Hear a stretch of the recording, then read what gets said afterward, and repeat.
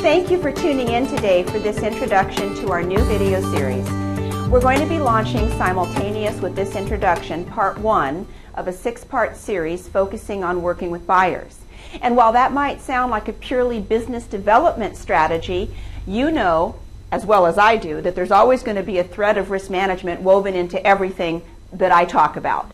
As you review these videos, you're going to see that they will encompass both buyer development strategies and risk management strategies, because I think you believe, as I do, that employing good, sound risk management strategies will result in a higher level and a more professional level of service to our buyer clients.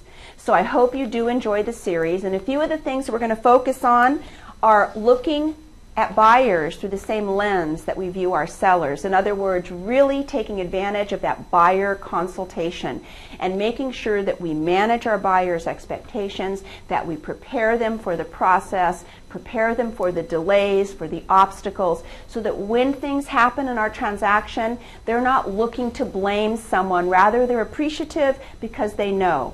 So I hope you enjoy this series. Let me know anytime you have ideas for future subject matter. I want you to be successful and enjoy the highest level of professional success that you possibly can.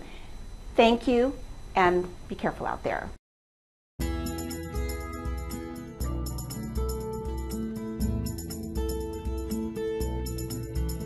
Hi, and welcome back to our video series. I know that over the last few months we've been talking about having some serious discussions around working with buyers in this very challenging market. And I'm not sure where you are as you watch this video today, but I'm in sunny Southern California and I'm enjoying the last vestiges of summer, and I hope you are too, wherever you happen to be. So today let's talk about buyers. You know, what I hear from the field, from all of you, is that not so much is inventory so low, though it certainly isn't high, but what we do have, if it's priced right, is moving so quickly, and we find ourselves back in a very competitive multiple offer environment. And so when that happens, it is our responsibility as a buyer's agent to really consider how we can work with our buyers to give more strength and credibility and power to our buyer's offer. And what I've learned at the end of the day is that education of the buyer is the most important thing that we can do. Actually laying out the ground rules so the buyer understands what is expected of him or her and what is expected of us as their realtor representative. So we're going to really break this down into a couple of different video segments. None of them will be over 5 minutes. I'm actually hoping for 4. We'll see how that goes. But I want to talk to you about some of the things that you can do to improve your likelihood of success when you're presenting offers. So let's talk about what we can do. First of all, in a highly competitive market, the best thing you can do for your buyer is manage their expectations. I know you've heard me say it before, but it's so important. Managing a buyer's expectations, it's going to give them a leg up in any competitive bidding situation. So here are a few things you may want to consider.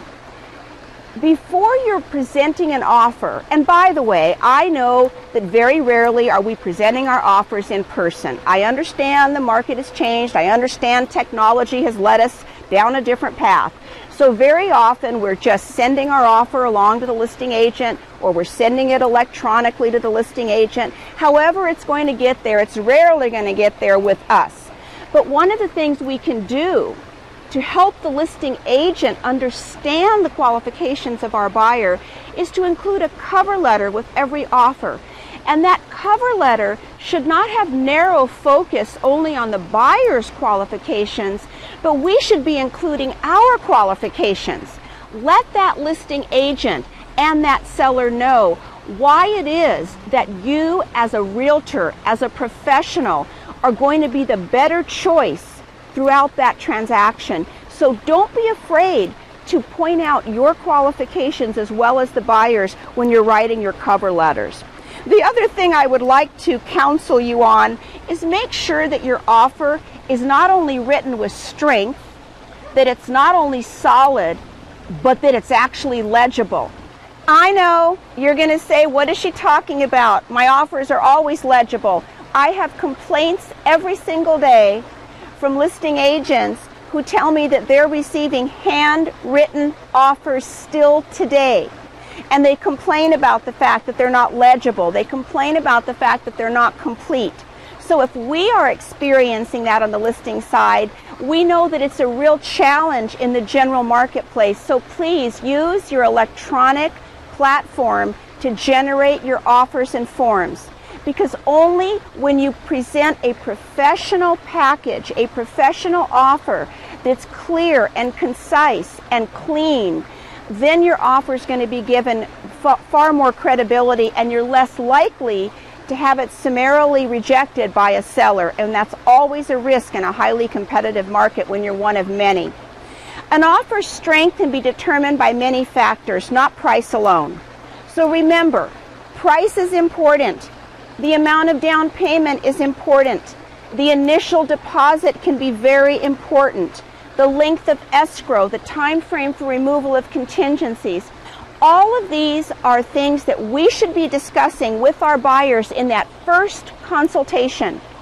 And I'm here to tell you that if we actually change the way we think about buyer representation and think of it more as we do listing appointments, so that we are more prepared, that we actually sit down with our buyers and lay out the process for them, talk about the benefits of a certain type of offer, discuss the risk-reward analysis of long-term contingencies, of low down payments, of low deposits, or the benefit of a larger initial deposit. These are all things that can be determined by the buyer and should be, but they have to determine it based on a risk-reward analysis.